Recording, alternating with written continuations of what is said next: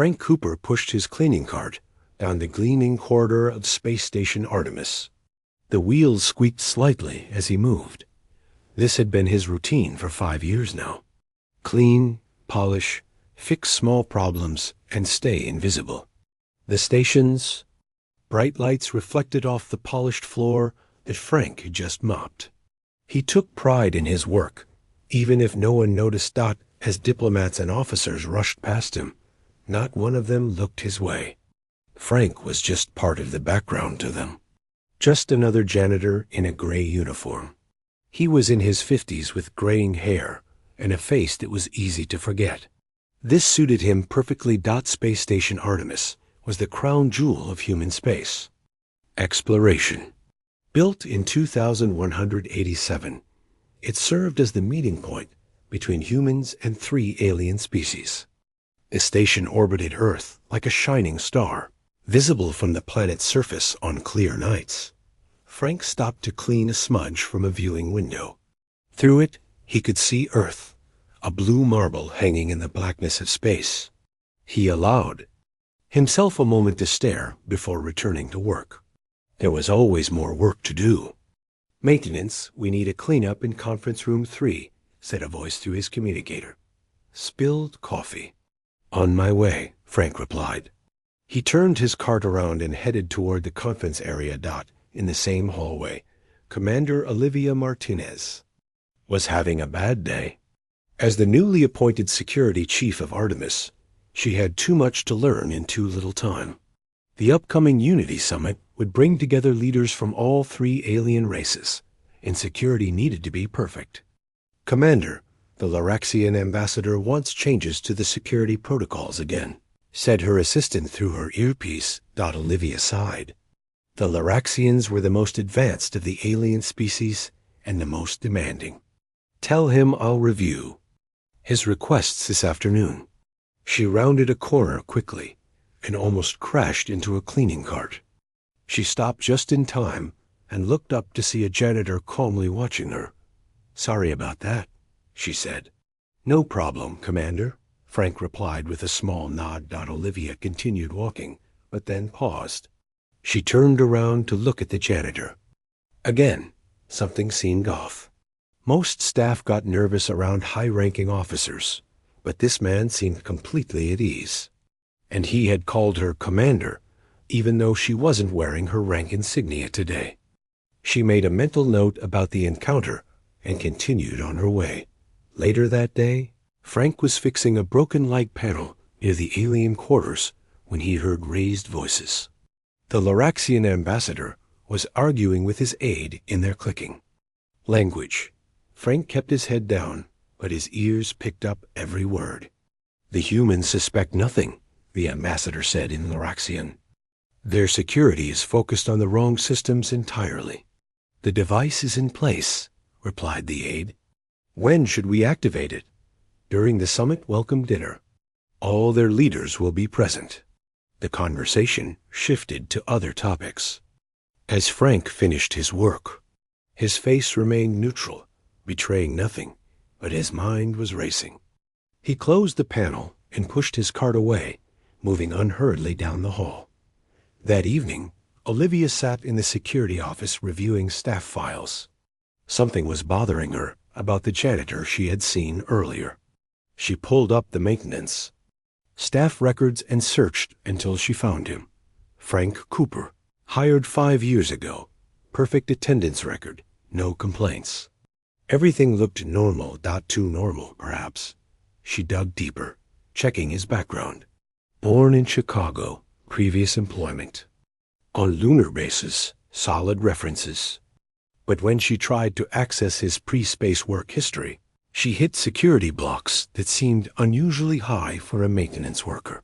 A soft beep from her computer interrupted her search. An alert showed unusual access to the environmental systems near the diplomatic quarters. Someone had logged in for routine maintenance, but the work had taken longer than standard protocols allowed. The access ID belonged to Frank Cooper. Olivia switched to security, camera feeds, and tracked Frank's movements. Throughout the day, he worked efficiently, as expected of someone with his experience. But she noticed something strange. He spent exactly the same amount of time in each area, regardless of the work needed, and he often paused near air vents and computer terminals, his actions just out of camera view. The next morning, Olivia decided to observe Frank in person. She took a datapad and positioned herself in a lounge area with a good view of the main corridor.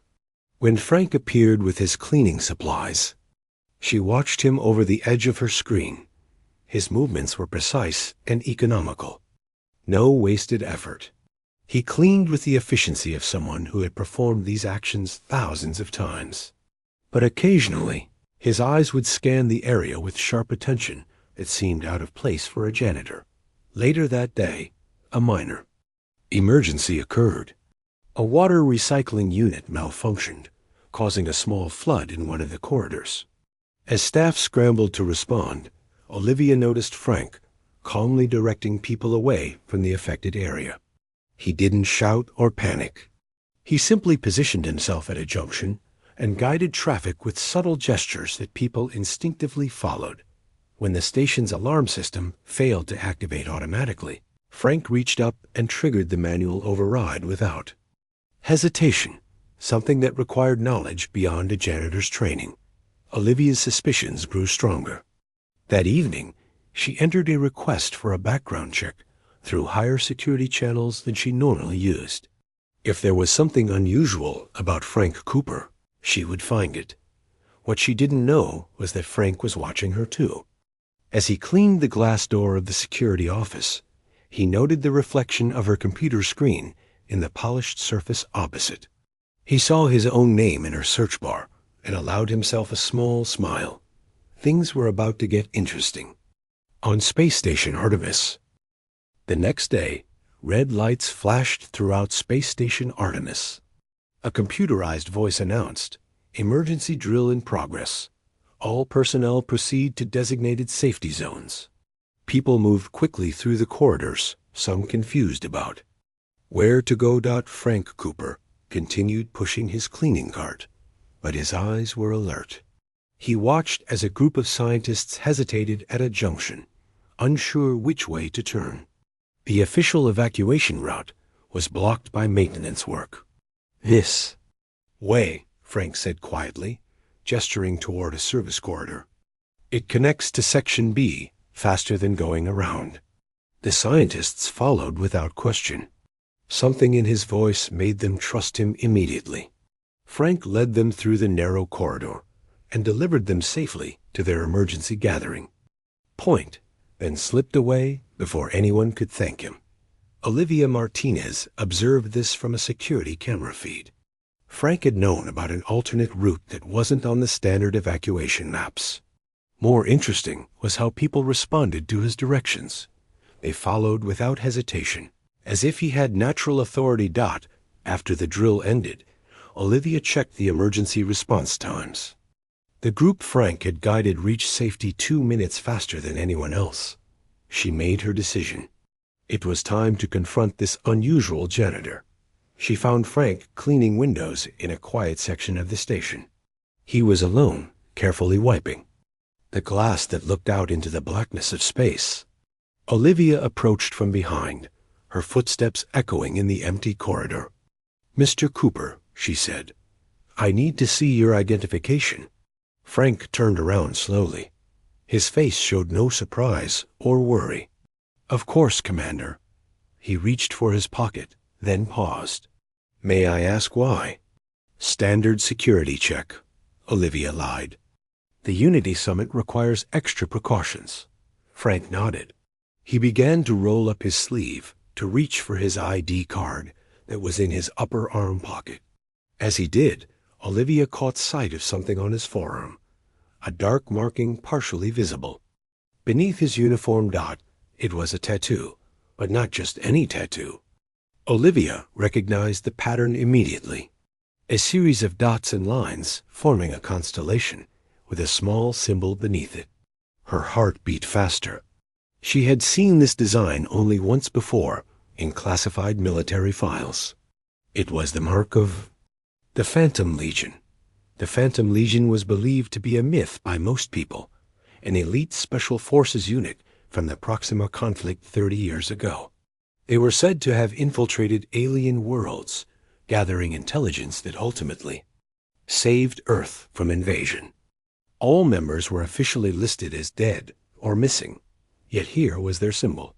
On the arm of a station janitor, Doc Frank noticed her staring and quickly pulled his sleeve down, handing her his ID card with his other hand. "Is something wrong, Commander?" Olivia took the card but didn't look at it. "Who are you really, Mr. Cooper?" Frank's face remained calm. "I'm the man who cleans the floors you walk on." That tattoo tells a different story. A moment of silence passed between them. Frank glanced around the empty corridor, then spoke in a lower voice. "This isn't the place for this conversation." "Then where?" "The Arboretum, after your shift ends. 2100 hours. Frank picked up his cleaning supplies. "The gardens have fewer ears and eyes." Olivia watched him walk away, her mind racing with questions. She spent the rest of her shift reviewing everything she knew about the Phantom Legion. The information was scarce. Most of it was classified beyond her security clearance.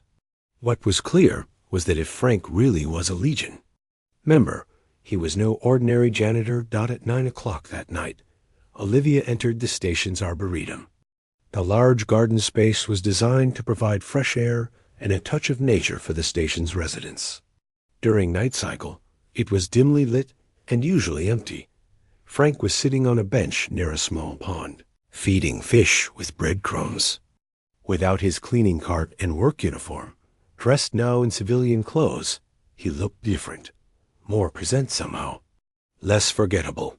"You're punctual," he said as Olivia approached. "That's good."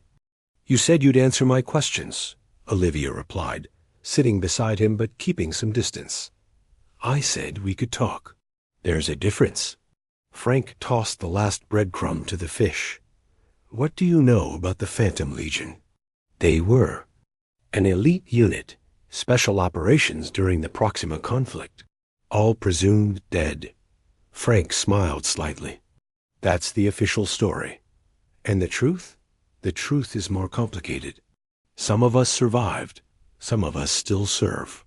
He rolled up his sleeve, revealing the full tattoo. In the garden's blue lighting, it seemed to glow slightly, just not in ways that get noticed. "Why are you here?" "On this station?" Olivia asked. "The same reason you are. To keep people safe." Frank looked directly at her. "But I'm not the only one you should be worried about. The upcoming Unity Summit isn't what it appears to be." "What do you mean?" "Things are happening on this station. Strange access patterns to secure systems, communications being intercepted. And the Laraxians are at the center of it." "That's a serious accusation," Olivia sighed. "I need more than the word of a janitor with a suspicious tattoo." "Then look into access log 47B from last week. Check who accessed the communication array during the midnight shift. And watch the Laraxian ambassador's aide he makes regular trips to the lower levels where he has no official business." Frank stood up. "I've kept an eye on things for 5 years, Commander. I was placed here because someone high up had suspicions, but no proof. Now we're running out of time." Olivia stood. "2. Why should I trust you?" "You shouldn't," Frank replied. "Not yet. Trust the evidence you find. Then we'll talk again." He walked away, disappearing among the trees and plants of the Arboretum. Olivia stood alone, wondering if she had just spoken to a hero from Earth's greatest conflict or a very convincing liar. Either way, she had work to do. Access log 47B was waiting. Olivia spent all night reviewing access log 47B. Frank was right. Someone had accessed the communication array during midnight shift 3 times in the past week. The access code belonged to a maintenance worker who was off duty during those times. Someone had used a stolen ID. Strange things were happening on Space Station Artemis. The main computer reported 5 separate system glitches in the past 2 days. Food deliveries to the alien quarters had doubled without explanation, and 3 security cameras near the docking bays had stopped working at the same time. Olivia needed help. She called in her deputy, Greg Watkins, a steady officer with 10 years of security experience. "I need you to look into something, but keep it quiet," she told him in her office. "Check the background of a maintenance worker named Frank Cooper. Go deeper than the official records." Greg nodded. "You suspect something?" "Just being careful before the summit," Olivia said. "And watch the Loraxian ambassador's aide, too. Note everywhere he goes." As Greg left to begin his investigation, the station systems announced the arrival of the first diplomatic ships for the Unity Summit. Representatives from all 3 alien races would be aboard Artemis within 24 hours. Security teams worked double shifts to prepare. Frank continued his normal cleaning routine, but now Olivia noticed how his path always took him through the most important areas of the station. He cleaned outside meeting rooms when key discussions were happening. He fixed lights near security checkpoints. He was always present, but never noticed. That evening, Olivia received an urgent message from Greg. "Need to meet now." Supply Closet B14. Important findings. Supply Closet B14 was in a quiet section of the station. When Olivia arrived, Greg was waiting with a tablet computer. "What did you find?" she asked. Greg looked nervous. "Frank Cooper doesn't exist. At least, not before. 5 years ago. His background is perfect. Too perfect. All his references check out, but when I called them personally, none of them remembered him clearly. His records were created all at once, not built over time like real records." "He's undercover," Olivia said. "But working for who?" "That's not all," Greg continued. "The Loraxian aide has been making trips to a storage area near the station's power core. He has no reason to be there, and I found this in the security logs." He showed Olivia his tablet. On it was a video of the Loraxian aide placing a small device inside an air vent. The device blinked with a faint blue light before the aide closed the vent and walked away. "There are 6 more of these devices around the station," Greg said, "all in critical areas." Olivia needed to find Frank immediately. She checked his work schedule and saw he was assigned to clean the observation deck. She hurried there, but Frank wasn't around. Instead, she found his cleaning cart abandoned near a window. A voice spoke from behind her. "Looking for me, Commander?" Frank stepped out from behind a display panel. He wasn't wearing his janitor uniform anymore. Instead, he wore simple black clothes that somehow made him look different, more dangerous. "Your cover is blown," Olivia said. "Greg found out you didn't exist before 5 years ago." Frank nodded. "Good work. Your deputy is thorough." "Who do you really work for?" "An agency that officially doesn't exist," Frank said. "We were formed after the Phantom Legion was disbanded. Our job is to watch for signs of another alien attempt to infiltrate human space." "And you found something?" "The Loraxians are planning something big." Frank led her to a quiet corner of the deck. "They've been installing quantum transmitters throughout the station. Small devices that can send signals instantly across space, bypassing our detection systems." Olivia thought of the devices Greg had found. "What are they transmitting?" "Information about Earth's defenses, station layouts, security protocols." Frank's face was grim. "Everything their fleet would need for an invasion." "Fleet? There's no Loraxian fleet near Earth. Our sensors would detect it." Frank laughed without humor. "Their technology is decades ahead of ours. They can hide their ships. Trust me, I've seen their capabilities firsthand." He rolled up his sleeve again, showing the tattoo. "This isn't just a unit symbol. It contains encoded information, coordinates, dates, mission details. Every member of my team has one."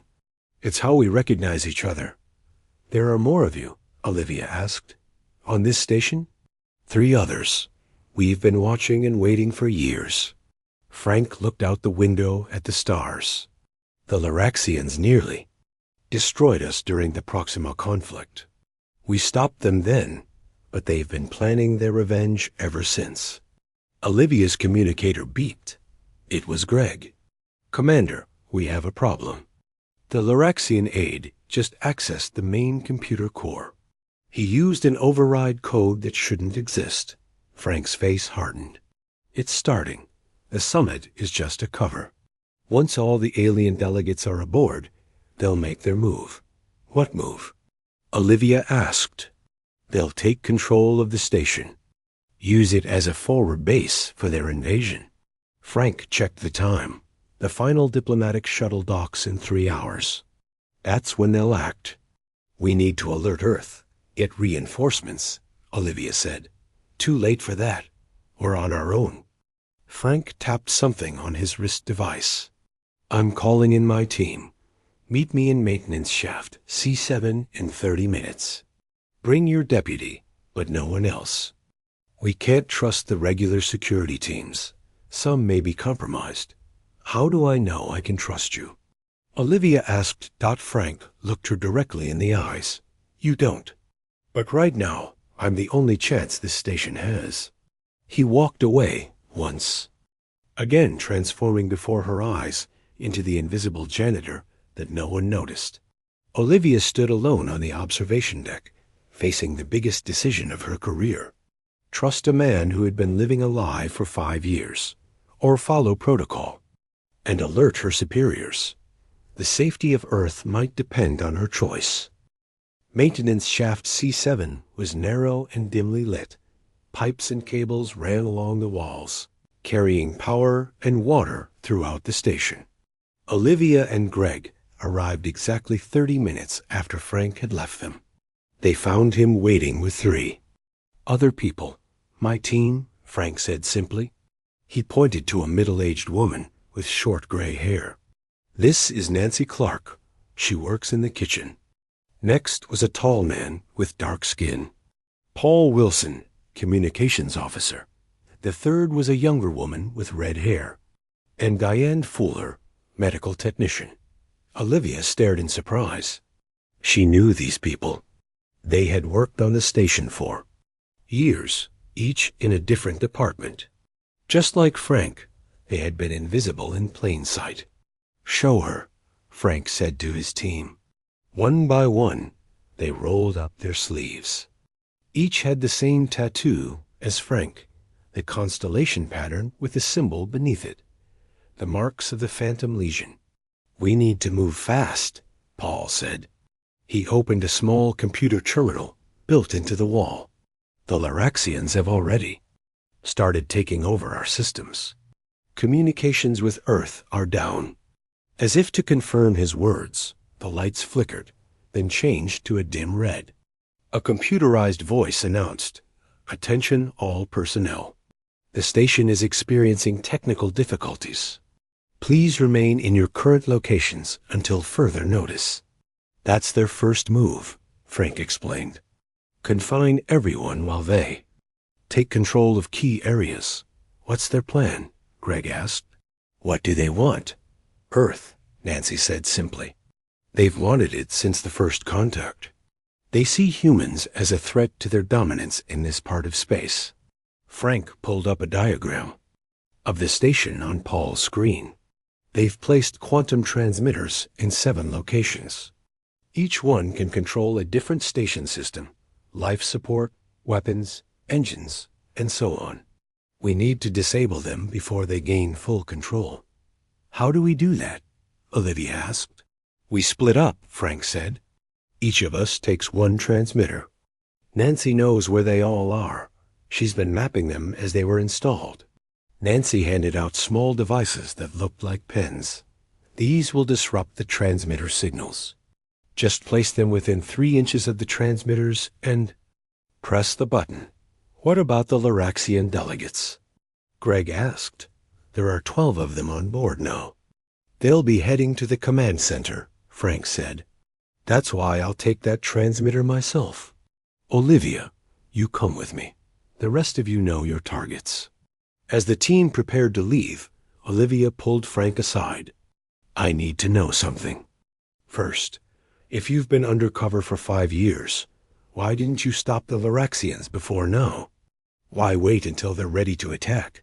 Frank's face was serious. We needed proof. Concrete evidence of their plans. Earth's relationship with the alien races is fragile. One false accusation could start a war. We had to be certain. And you are now? Yes. Frank showed her a small data chip. This contains everything we've gathered. If we fail to stop them, this must reach Earth. The station shook suddenly. A distant sound of an explosion reached them. They're starting early, Paul said, checking his device. They've blown the airlocks on level 4. Go, Frank ordered. We meet back here in 30 minutes. The team separated, each heading to their assigned targets. Frank led Olivia through the maintenance tunnels, moving with confidence through the maze of passages. He no longer moved like a janitor. His steps were quick and precise, his eyes constantly scanning for threats. How long have you really been doing this? Olivia asked as they crawled through a narrow section. 32 years, Frank replied. I was 25 when I joined the Phantom Legion. Been undercover on various assignments ever since. That's a long time to live other people's lives. Frank paused to check a junction. It's not so bad. You learn things as a janitor that no one else knows. People don't see you, so they don't hide from you. They reached a small access panel. Frank opened it carefully and looked through. Command center is just ahead. 2 Loraxians are already inside. The transmitter is under the main console. Olivia checked her weapon. How do we get past them? We don't. I create a distraction. You disable the transmitter. Frank handed her the disruption device. Remember, within 3 inches, then press the button. Before she could ask more questions, Frank opened the panel fully and stepped into the corridor. He walked toward the command center with his cleaning cart. Once again, the invisible janitor Olivia watched through the opening as Frank approached the door to the command center. He knocked politely. Maintenance, he called out. Need to check. The air filters. The door opened. A Loraxian guard looked down at Frank with its 4 eyes. The alien was nearly 7 feet tall with blue-gray skin. No maintenance now, the Loraxian said in broken English. Go away. Frank smiled apologetically. Won't take long. Just need to, in one fluid motion. Frank grabbed something from his cleaning cart and pressed it against the Loraxian's chest. The alien jerked and fell to the floor, unconscious. Frank caught the guard before it hit the ground and dragged it. Inside, the second Loraxian rushed forward, but Frank was ready. He moved with speed and precision that no janitor should possess. The second guard joined the first on the floor. Clear, Frank called to Olivia. She rushed in and found the transmitter exactly where Frank had said it would be. A small blue device attached to the underside of the console. She placed the disruptor next to it and pressed the button. The transmitter sparked and went dark. One down, she said. Frank was already at the computer. Let's see if we can get communications back online. The screen in front of him suddenly lit up with an incoming transmission. The face of the Loraxian ambassador filled the display. Who are you? The ambassador demanded, staring at Frank. Then his eyes widened in recognition. You, the ghost of Proxima 4. Impossible. Frank smiled coldly at the alien. Hello, Ambassador. It's been a long time. The Loraxian's face showed fear and emotion. Olivia had never seen in their species before. How many of your devices have we found? Frank asked calmly. All of them? I think so. Your plan has failed. Again.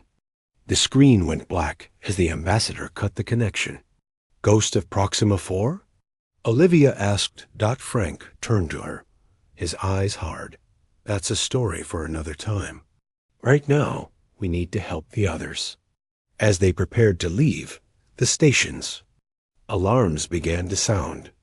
The real battle for Space Station Artemis was just beginning. Red emergency lights flashed throughout Space Station Artemis. Alarms blared in every corridor.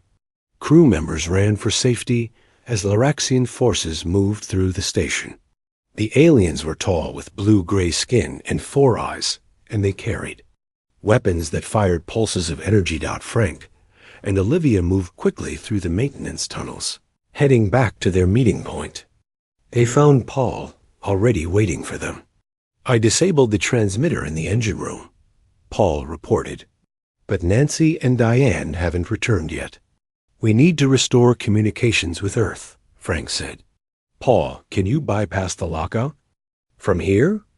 Paul shook his head. Not from this terminal. We need to get to the main communication array. Greg arrived next, breathing hard. Loraxians are everywhere. They've taken over the south quadrant and are moving toward the living quarters. What about your transmitter? Frank asked. Disabled, Greg confirmed. But I saw more Loraxians bringing in new equipment. They have a backup plan. Diane appeared from another tunnel. Medical bay is secure. My transmitter is disabled. The Loraxians tried to access our medical supplies, but I locked them down. They waited 10 more minutes, but Nancy didn't return. We can't wait any longer, Frank decided. Paul, you and Diane head to the communication array. Get a message to Earth. Greg, find any security personnel who haven't been captured and form a defense around the civilian quarters. What about you? Olivia asked. We're going to find Nancy. Then we're going after the ambassador. Frank checked a small device on his wrist. Nancy's transmitter signal is still active. She's in the central dining hall. As the team split up again, Frank led Olivia through more hidden passages. The station had been designed with these service tunnels throughout, allowing maintenance workers to move around without disturbing the regular operations. Frank knew every inch of them. How does the ambassador know you? Olivia asked as they crawled through a narrow section. Frank was quiet. For a moment. During the Proxima conflict, I infiltrated the Loraxian High Command, lived among them for 2 years, learned their language, their customs. I advised their war council while sending intelligence back to Earth. That's impossible. Humans and Loraxians look nothing alike. I didn't say it was easy. Frank pushed open a panel and looked through. They called me the Ghost because I could move through their most secure facilities without being detected. The ambassador was a junior officer then. He suspected a spy, but could never prove it. They reached an access point near the dining hall. Frank peered through and saw Nancy being held by 2 Loraxian guards. The ambassador stood before her. Where are the others? The ambassador demanded.